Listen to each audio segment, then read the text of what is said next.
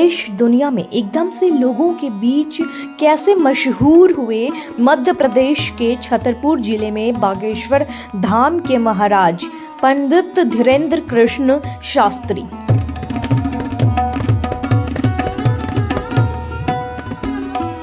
क्या वाकई में इनके पास कोई करिश्माई शक्ति है जो रातों रात एक युवा संत या यह कह लें कि युवा कथावाचक इतना मशहूर हो गए, वो लोगों के बीच चर्चा का विषय बना रहता है।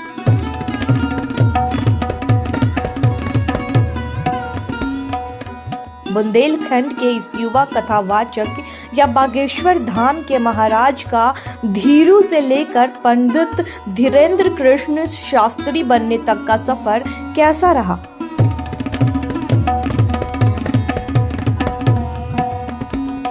बताया जाता है कि बागेश्वर धाम के महाराज कहे जाने वाले इस संत का जन्म छतरपुर जिले के ग्राम गढ़ा में 1986 में हुआ था। यह दो भाई एक बहन है।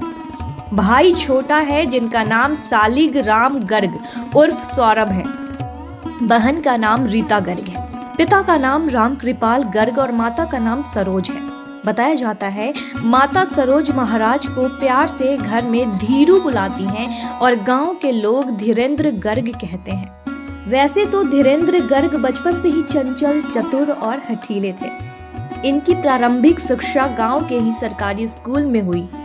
हाई स्कूल और हायर सेकेंडरी की पढ़ाई इन्होंने गांव के पास स्थित गंज गांव से की है।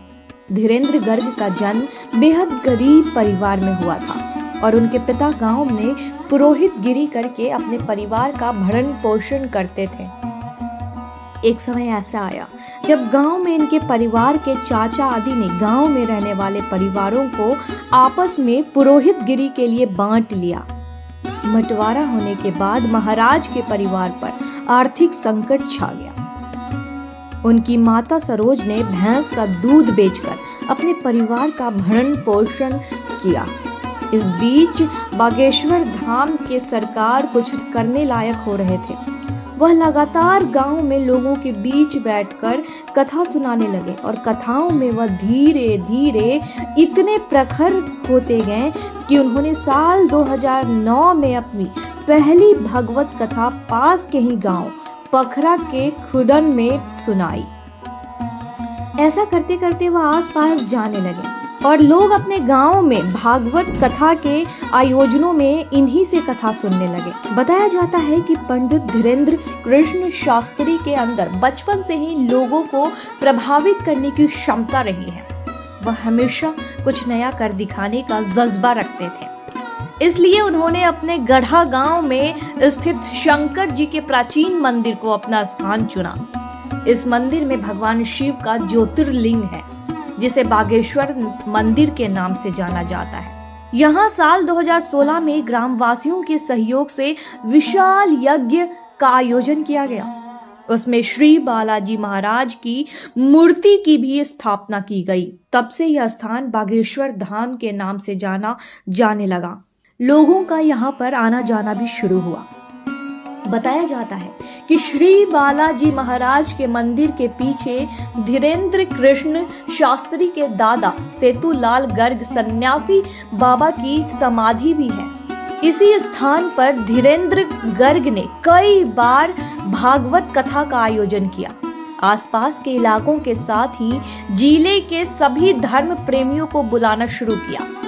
अपने धार्मिक ज्ञान एवं शक्तियों और कथा की शैली से लोगों को जोड़ना शुरू किया तो इनके भक्त बढ़ने लगे।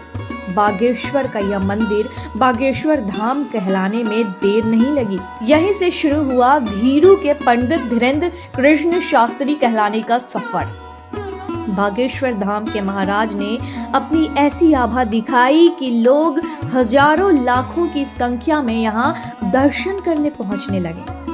महाराज ने बागेश्वर धाम में ऐसा दरबार लगाया कि देश दुनिया से लोग इनके दरबार में अपनी पीड़ा लेकर पहुंचने लगे। लोग कहते हैं कि दरबार में महाराज की खासियत क्या है कि वह पीड़ित के मन की बात पर्चे पे पहले ही लिख देते हैं, जिसे सुनकर सब हैरान हो जाते हैं।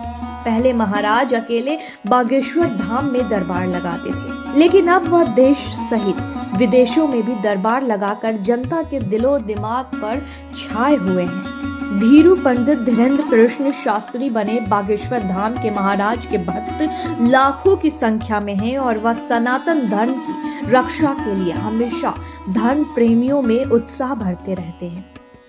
बागेश्वर धाम के महाराज की लोकप्रियता इतनी बढ़ गई है कि अब वह अपने बयानों को लेकर भी आए दिन सुर्खियों में बने रहते हैं। वैसे महाराज अपनी कथाओं और बयानों में बुंदेली भाषा का इस्तेमाल जमकर करते हैं।